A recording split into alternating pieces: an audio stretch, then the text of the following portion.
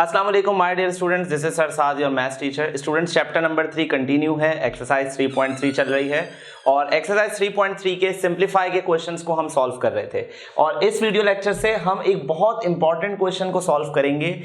3.3 का अगर सबसे इंपॉर्टेंट क्वेश्चन देखा जाए तो सबसे इंपॉर्टेंट क्वेश्चन ये है। इसकी वजह क्या है? इसकी वजह मैं आपको बताता हूँ। स्टूडेंट्स, क्लास 9 की जो मैथ्स की बुक है वो 2 साल पहले चेंज हो चुकी है, ठीक है। अब होता क्या है, होता ये है कि कुछ क्वेश्चंस ऐसे होते हैं जो पुरानी बुक में होने के बावजूद भी वो रिप्लेस नहीं होते। ये वो क्वेश्चन है जो पुरानी बुक में भी था, इसके बावजूद भी इस क्वेश्चन को रिप्लेस नहीं किया गया। इसका मतलब ये है कि इसकी इंपॉर्टेंस अब भी बरकरार है। पुरानी बुक के लिहाज से भी ये बहुत इंपॉर्टेंट था, न्यू बुक के लिहाज से भी ये उतना ही इंपॉर्टेंट है। तो इस क्वेश्चन को सॉल्व करेंगे। इस क्वेश्चन को बहुत गौर से समझिएगा और जैसे ही समझ में आ जाए आप इसकी प्रैक्टिस स्टार्ट कर दें। ओके, करना क्या है, स्टार्टिंग में टारगेट हमारे पास वही है कि इस क्वेश्चन को लास्ट तक, इसके आखिरी हद तक हमें इसको सिंप्लीफाई करना होगा। अब इसको सिंप्लीफाई कैसे करेंगे?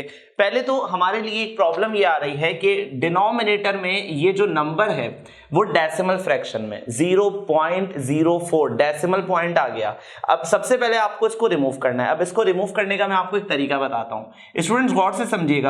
जैसे कि 1/10 होता है तो 1/10 किसके बराबर होता है? 0.1 के बराबर होता है ना। अगर 1/100 होता है तो ये किसके बराबर होता है? 1/100 बराबर होता है 0.01 के।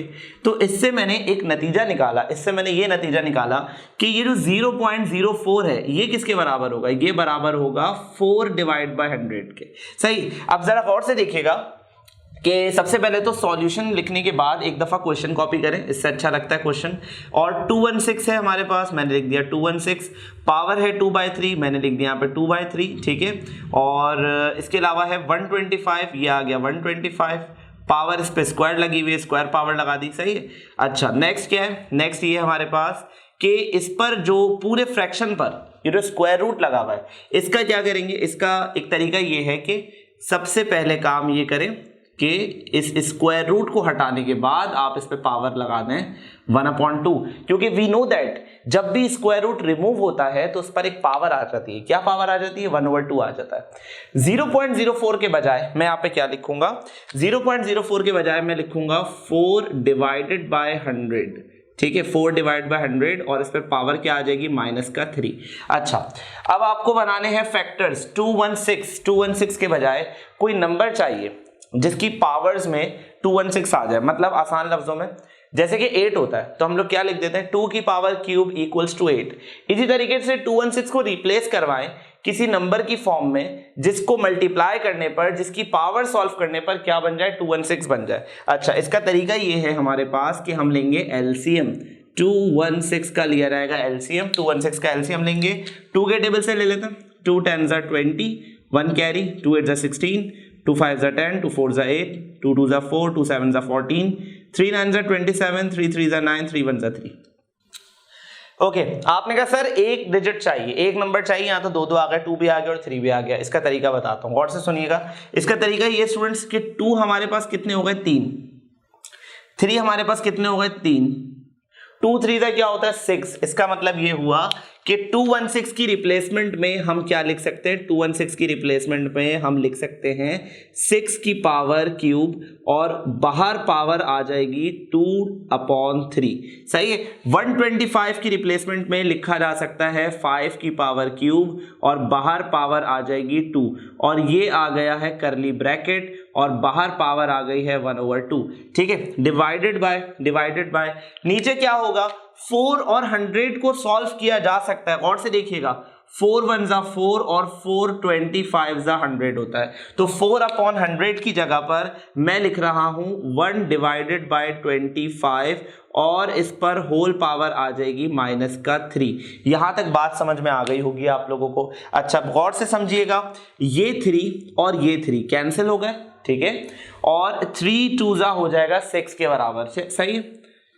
क्या किया मैंने? इस 3 और इस 3 को कैंसिल कर दिया है। तो यहां पर 6 पर जो पावर बच रही है, फिलहाल 6 पर पावर बच रही है सिर्फ और सिर्फ स्क्वायर इनटू 3 2s हो जाएगा 6 के बराबर। तो 5 के ऊपर पावर बच रही है 6 के बराबर, डिवाइडेड बाय गौर से समझिएगा, बहुत तवज्जो से समझिएगा, ये 1/25 है, सही है।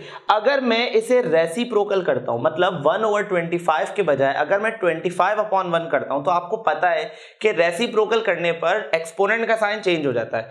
अगर 1/25 को 25/1 कर दिया जाए तो ये -3 बदल जाएगा, और ये -3 क्या हो जाएगा, +3 हो जाएगा। तो मैं यहां पर इसी स्टेप को फॉलो कर रहा हूं, मैंने इसको कर दिया 25/1 और -3 के बजाय अब ये हो चुका है +3 और इस पर पावर आ चुकी है 1/2, सही है। अब जरा और तवज्जो से सुने, यहां पर 25/1 है, आपने कहा सर डिनोमिनेटर में तो 1 नहीं लिखा जा सकता, तो मैंने यहां पे 1 हटा दिया, डिनोमिनेटर में 1 हटा दिया, सही है। अच्छा, अब इसके बाद क्या करेंगे, हमारे पास इसके बाद वर्किंग ये है कि 6² एज इट इज रहेगा, 5 की पावर 6 एज इट इज रहेगा, 25 के बजाय हम लिख सकते हैं 5 स्क्वायर, 25 के बजाय हम लिख सकते हैं 5 स्क्वायर, बाहर क्यूब लगा हुआ है और 1/2 एज इट इज चल रहा है, ठीक हो गया। इसके बाद आ जाएगा स्टूडेंट 6 की पावर स्क्वायर, 5 की पावर 6 और ये हो जाएगा 3 2 6, ठीक है, और बाहर पावर क्या चल रही है 1/2।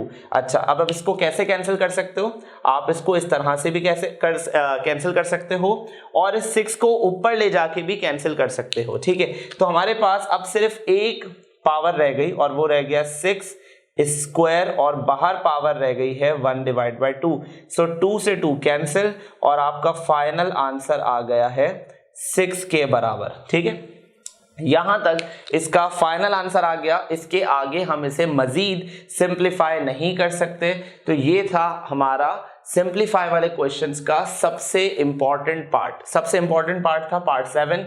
इसकी बहुत अच्छी से प्रैक्टिस कीजिए, साथ साथ ये जो मैंने रफ वर्क किया था इसको भी समझिए, क्योंकि पेपर में जाने के बाद जो आप सबसे पहले जो चीजें भूलते हैं वो इस तरह की चीजें, 0.04 को आप भूल जाएंगे कि सर ने क्या सिखाया था, फ्रैक्शन को कन्वर्ट कैसे करते हैं। तो 0.04 को कन्वर्ट मैंने कैसे किया था, 4/100 से कन्वर्ट किया था।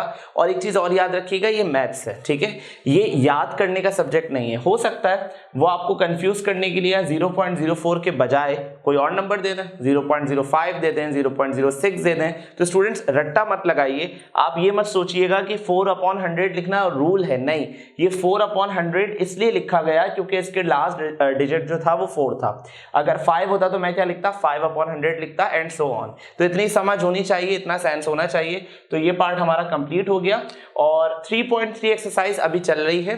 नेक्स्ट वीडियो लेक्चर से हम एक इंपॉर्टेंट चीज सीखेंगे, उसको कहते हैं कॉन्जुगेट। तो प्रैक्टिस करते रहिए, अपना ख्याल रखिए, अल्लाह हाफिज।